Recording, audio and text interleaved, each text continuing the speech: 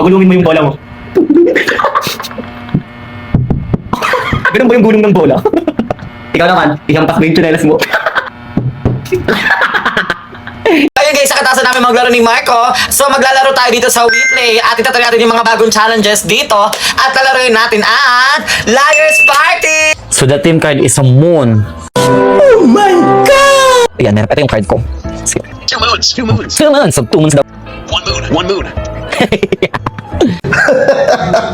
Isip. 1 moon. 1 Pagod naman isip guys. So 1 moon. moon. 1 moon. Match. Question daw. Seriously, I don't think it will explode in one place. Sumabog ako. Oh my God.